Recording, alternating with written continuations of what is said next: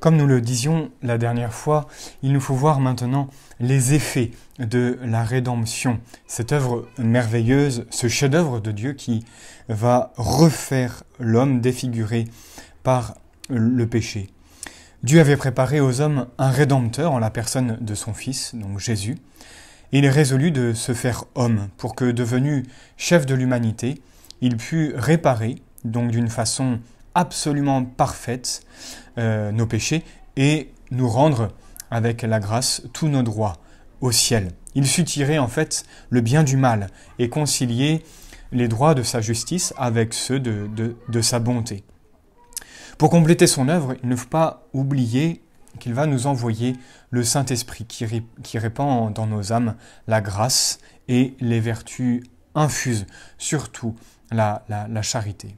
Donc par la rédemption, retenons simplement que Jésus nous a rendu les biens surnaturels, c'est-à-dire la grâce habituelle, avec son cortège de vertus infuses et les dons du Saint-Esprit. Et pour mieux s'adapter à notre nature humaine, il a inventé les 7 sacrements, qui nous donnent la grâce dans toutes les circonstances importantes de notre vie. Et à ces secours intérieurs, notre Seigneur nous donne aussi des secours extérieurs, en particulier l'Église visible qu'il a fondée pour éclairer nos esprits, soutenir nos volontés et sanctifier nos âmes. Alors, avançons et rappelons justement que la vie surnaturelle à laquelle nous sommes appelés dès aujourd'hui est une vraie participation à la vie de Dieu. Et elle se définit comme étant la vie de Dieu en nous, ou la vie de Jésus en nous. Ces expressions sont justes, mais il faut bien les expliquer. Nous n'avons pas en effet une vie identique à celle de Dieu, ce serait absurde. Mais on peut parler d'une similitude de cette vie, une participation finie, bien que réelle, à cette vie de Dieu. Nous pouvons donc définir la vie surnaturelle comme étant une participation à la vie divine, donnée par le Saint-Esprit habitant en nous, en vertu des mérites de Jésus, et que nous devons cultiver contre les tendances opposées. On le voit bien dans cette vie, Dieu a le rôle principal, et nous, bien sûr, nous avons un rôle important, le rôle secondaire. C'est le Dieu Trinité qui vient lui-même nous donner cette vie. Notre vie à nous consiste à utiliser les dons divins pour vivre en Dieu et pour Dieu, en union avec Jésus et en l'imitant. Nous avons vraiment le résumé de ce qu'est la vie chrétienne.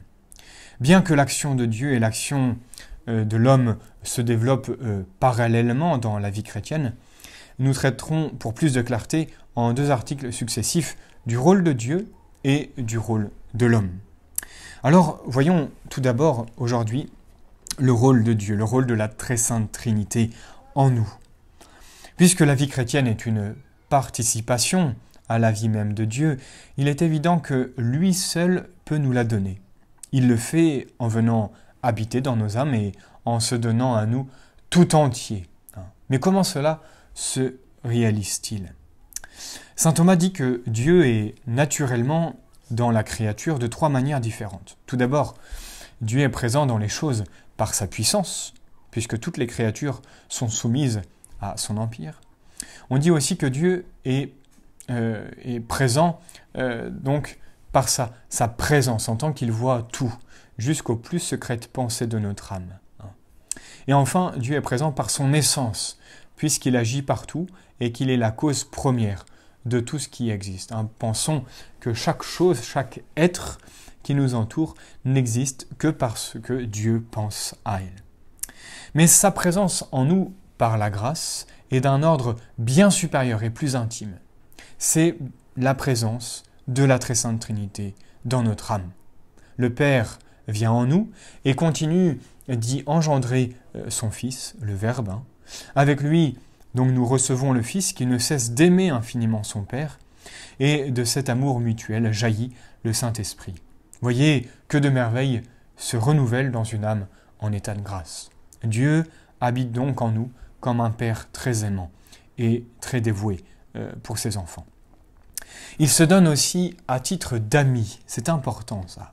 L'amitié ajoute aux relations de père et de fils, l'amitié ajoute une certaine égalité, une intimité qui entraîne de douces communications. Ouais. Dieu nous livre ses secrets. Il nous parle non seulement par son Église, mais aussi d'une façon intérieure, par son esprit. Et cette intimité s'est réalisée bien sûr chez tous les saints et se réalise encore chaque jour dans les âmes intérieures qui consentent à ouvrir la porte de leur âme à l'hôte divin. Mais attention, quand Dieu est présent, Dieu agit. Il ne reste pas oisif dans notre âme. Sachant bien que de nous-mêmes, nous ne pouvons pas développer cette vie surnaturelle, il supplée à notre impuissance en collaborant avec nous par la grâce actuelle. Ce collaborateur est en même temps un sanctificateur. Notre âme devient donc le vrai temple du Dieu vivant. Une enceinte sacrée, réservée uniquement à Dieu. Il vient transformer notre âme en la décorant de toutes les vertus. Alors, quels sont les devoirs, nos devoirs à l'égard de la Sainte Trinité? Quand on possède en soi un trésor aussi précieux que la Trinité, il faut y penser souvent. Cette pensée fait naître 3 sentiments principaux: l'adoration, l'amour et l'imitation. Le premier sentiment qui jaillit de notre cœur, c'est celui de l'adoration. Comment en effet ne pas glorifier cet hôte divin qui transforme notre âme en un véritable sanctuaire? L'âme comprend qu'étant le temple de Dieu, doit sans cesse s'offrir comme une hostie de louange à la gloire des 3 personnes divines. Après avoir adoré Dieu et proclamé notre néant, l'âme se laisse aller au sentiment de l'amour, le plus confiant d'ailleurs. Dieu a le droit de l'exiger, a le droit d'exiger cet amour, mais il préfère nous le demander doucement pour qu'il y ait plus de spontanéité dans notre réponse. Ce ne sera donc pas un simple sentiment affectueux, oh non, ce sera un amour généreux, gratuit, allant jusqu'au sacrifice, à l'oubli de soi, au renoncement à notre propre volonté, par la soumission aux lois et aux conseils divins. Enfin, le troisième sentiment, bien sûr, qui nous vient, c'est le désir d'imiter Dieu. Nous comprenons mieux la nécessité de respecter et notre corps et notre âme. Cela nous pousse à nous détourner du péché et à pratiquer la vertu. C'est ce à quoi nous invite notre Seigneur en disant « Soyez parfaits, comme votre Père céleste est parfait » dans Saint Matthieu chapitre 5. C'est donc surtout pour pratiquer la charité fraternelle que Jésus nous demande d'avoir devant les yeux ce modèle parfait de la Trinité. Quand on pense à la Trinité dans notre âme, ainsi que dans l'âme de notre prochain, cela nous pousse à la charité fraternelle. Voyons enfin, pour finir pour aujourd'hui, l'organisme de la vie chrétienne. En effet, Dieu se plaît à enrichir notre âme des dons surnaturels et nous communique une vie semblable à la sienne, qui s'appelle donc la vie de la grâce ou vie déiforme, c'est-à-dire la forme de Dieu. Or, dans toute vie, il y a 3 éléments. Il y a un principe vital, qui est la source de la vie. Il y a des facultés qui permettent de produire des actes.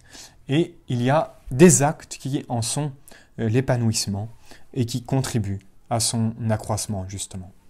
Dieu produit en notre âme ces 3 éléments. Il nous donne d'abord la grâce habituelle, qui joue en nous le rôle de principe vital, surnaturel, qui nous divinise.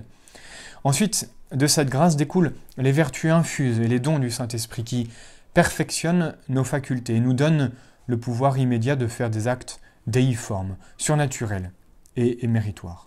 Enfin, pour agir, il nous donne des grâces actuelles qui illuminent notre intelligence, fortifient notre volonté et nous aident à agir surnaturellement et ainsi à augmenter le capital de grâce habituelle qui nous a été donné.